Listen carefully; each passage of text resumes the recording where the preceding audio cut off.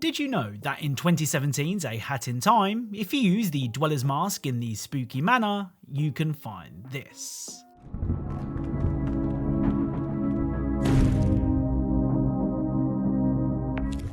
So on the floor, the outline of Raz from the Psychonaut series can be seen. If I'm honest, I chose to include this Easter egg just so I had a reason to play A Hat in Time.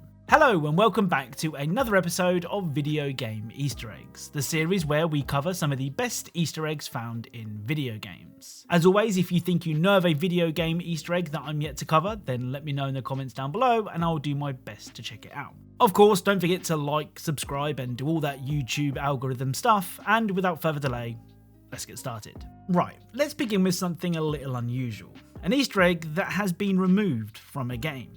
Well, I say removed, it's actually been changed. You may remember that in Dying Light 2, you could find dog tags belonging to Resident Evil's Chris Redfield and Leon Kennedy. It was a cool reference from one zombie game to another.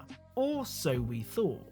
If you have the most up-to-date version of Dying Light 2 installed, the name on the dog tags will have been changed from Chris Redfield to Chris Bluefield, and from Leon Kennedy to Leon Kennedy. My guess is the lawyers at Capcom got wind of the names in Dying Light 2 and wrote a very strongly worded letter to the guys at Techland. Don't get me wrong, it's still pretty obvious who these dog tags are referencing, it's just a shame that the names had to be changed in the first place. Luckily, I do have an Easter egg to share from Dying Light 2 to help ease the pain.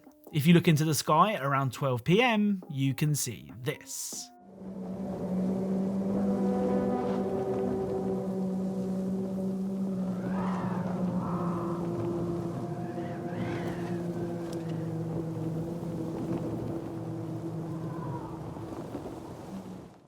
Yep, that cloud is indeed shaped like a chicken. This cloud continues Dying Light 2's love of the feathered farm animals, as we've already encountered a talking chicken in a previous video.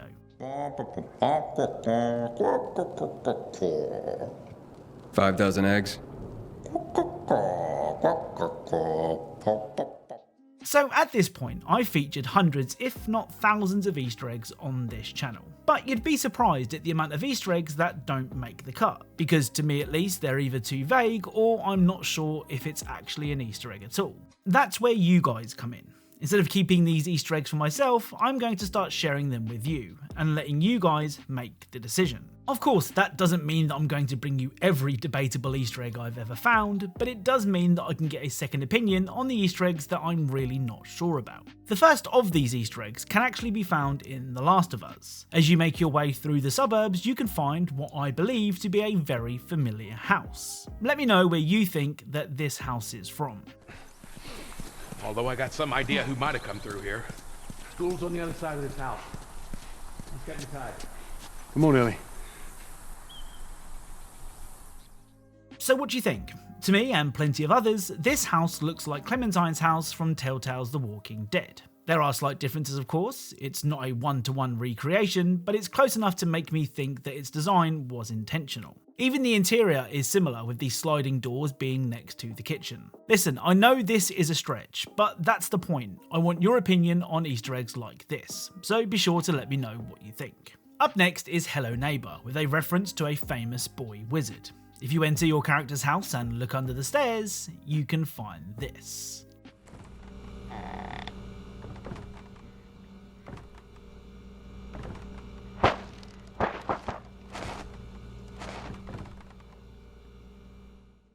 So under the stairs you can find a pair of glasses. These glasses are a reference to Harry Potter, who, whilst not saving lives at Hogwarts, was forced to live under the stairs at his aunt and uncle's house. There is something else that I wanted to share from Hello Neighbour, though I'm pretty sure it is just a bug. If you take a look behind the house next door to the neighbours, you can find this.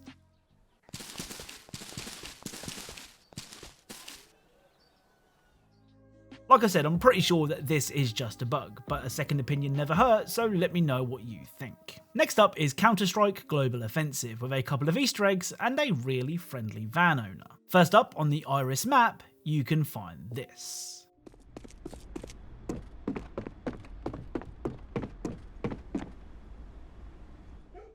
So this one is pretty self-explanatory, but if you didn't get it, this is a Valve, and Valve are also the developers of CSGO. Like I said, self-explanatory. Also on Irish, you can find a really friendly person who is handing out free candy, which is nice of them, and I'm sure they haven't got an ulterior motive.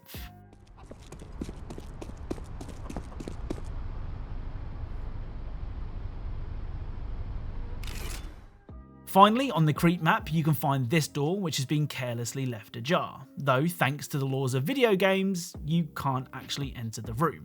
Okay, that's a lie. If you use console commands to no-clip through the door, you can find this.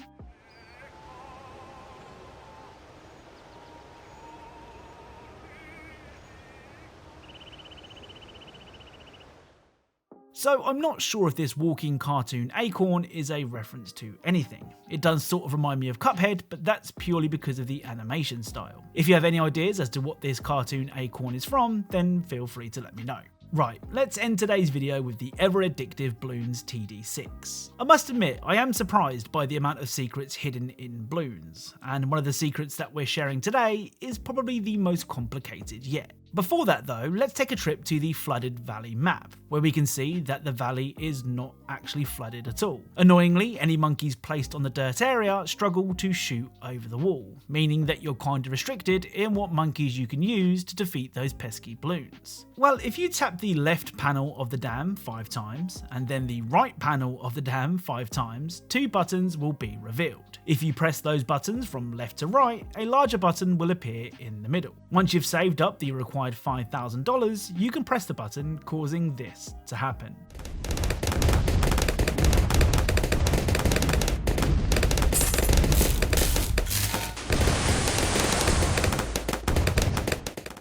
Okay, we have just flooded the area, losing some towers in the process, but at least we can place monkeys where the dirt used to be. Every cloud. The final Easter egg for today's video is one that took me ages to get right, but it is really cool. Did you know that you can completely change the look of the Adora's Temple map? Well, you can, and here's how to do it. Before we jump in, you must have unlocked the There Can Be Only One Monkey Knowledge skill, which can be found under the Magic Monkeys tab. Next, load up Adora's Temple, where you'll need to place a super monkey down and level it up to a sun avatar. Then you'll need to place a primary, military and magic monkey next to the sun avatar, and level them up so they are worth over $50,000. You can probably see why I'm showing you this Easter egg in challenge mode. The in-game cash required to perform this Easter egg is huge, and it doesn't work in sandbox mode. Anyway, after placing down the required monkeys, you'll want to level up your sun avatar super monkey to a sun temple monkey, sacrificing your nearby towers in the process. After that, it's time to spend even more money. This time you'll need a monkey valued at $50,000 from all 4 classes. After you've done that, you'll also need to buy 2 tier 5 super monkeys and make sure they aren't in the radius of your sun temple. Finally, buy Adora and level her all the way up to level 20. After you've completed all of those steps, your setup should look something like this. Now, all you need to do is summon the true sun god.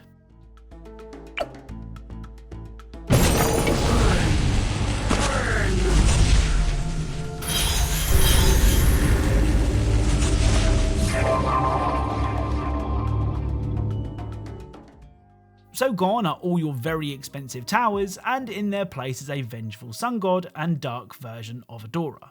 Oh, and the map is now black with red water. These 2 towers actually have a pretty big weakness, and that's camo balloons. Neither of these juiced up monkeys can target camos, so the longest that you can survive with just these 2 in play is round 37. If you add a tier 5 ninja monkey to help deal with the camo balloons, you can make it to round 59 before camoed leads appear and ruin the fun. Like I said, it can be a tricky Easter egg to pull off, especially if you don't know the steps, and the payoff isn't particularly worth it from a gameplay point of view, but it does look really cool. So that's it. If you enjoyed this video, then leaving a like is really appreciated. If you are a fan of Easter eggs and secrets in video games, then perhaps consider subscribing, as that's what this channel is all about. As always, thank you all for watching, and I'll speak to you all soon.